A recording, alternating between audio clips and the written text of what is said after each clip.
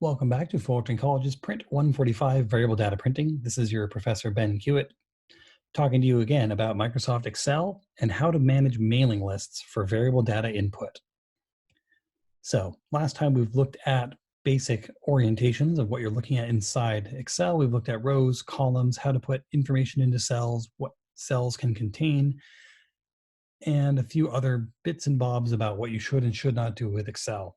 Today, we are going to take a look at how to combine mailing lists together to make one bigger list, and then how to filter out data we don't want so much. So first we have here data list 1. My mouse is crapping out on me again.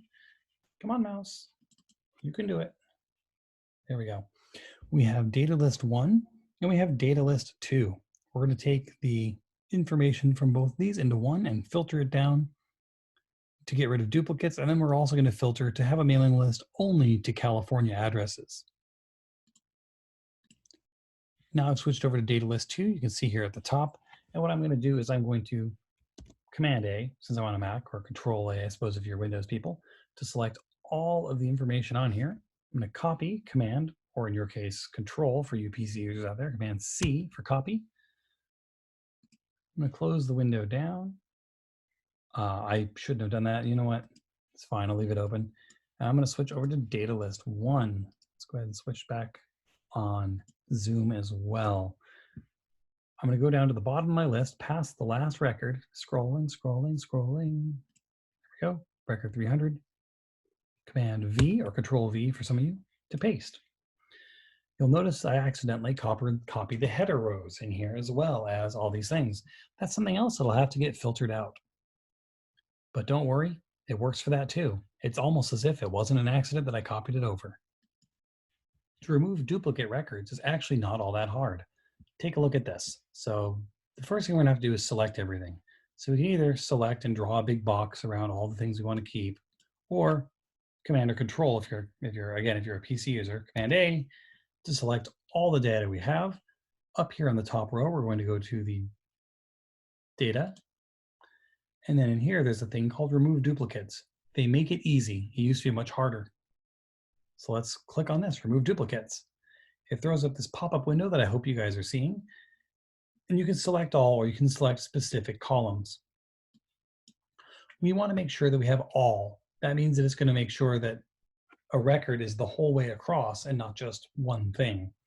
So we're making sure that everything is unique. This way, if you only chose one thing, if you said remove duplicates of state only, which is column G, you'd remove everything. So anyways, let's go ahead and do this. We hit OK. And now it tells me that 100 duplicate values were found and removed, 501 unique values remain, which is correct because it's 500 records and a header row. And now we're down to all of these names here, and this is a new version, so we're going to do a save as, some kind of basic file management stuff here. Let's do a Command-Shift-S, data list, we'll call it combined, and save that. We now have a combined filtered list that has 501 records, or 500 records and a header row for 501 rows of information. So now to do the filtering, let's get rid of the states that are not California for this mailing list, because this is going to be a project mailed only to California, theoretically. So we'll go up here under data, we click on filter. You choose which column you want to filter. So we choose G, we say filter, and it opens up a little tiny triangle right next to the word state right below G. So let's click on this. Down below, you can choose what's going to stay and what's going to go away. So let's go ahead and say deselect, undo select all. Let's say only one. It shows you only that one thing. And this filter, we can close this menu and it will be usable, but not fully. You might notice if you look at the left-hand column here, that it goes 1, 9, 14, 23, 39, 49. Hey, these might be the numbers you have to enter on the island in Lost. But the point here is that you're skipping a bunch of numbers.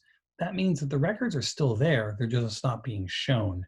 So to make a properly pared down, usable mailing list, we're gonna have to do a workaround. life is full of workarounds. So we're going to go down here and we're going to manually select all of these. We're going to copy, make a new workbook, Command N, and paste. And this is now a California only list, and the numbers work out as they should. Let me make sure that this is sharing the correct thing here. Book 1, there we go. Switch that over. It didn't follow me over on the paste. Anyways, you have to take my word for it that the paste worked. But here it is. It's not a swap out. The numbers are now sequential all the way down, and we have 72 unique California addresses in this mailing list. And we'll be able to use these.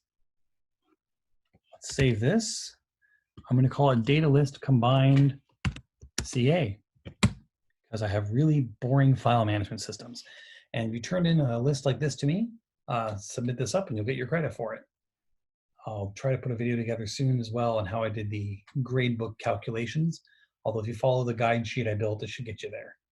Thanks for playing along from home. And this stuff is going to get a little more complicated. So get happy, do this a few times, practice combining, filtering, removing.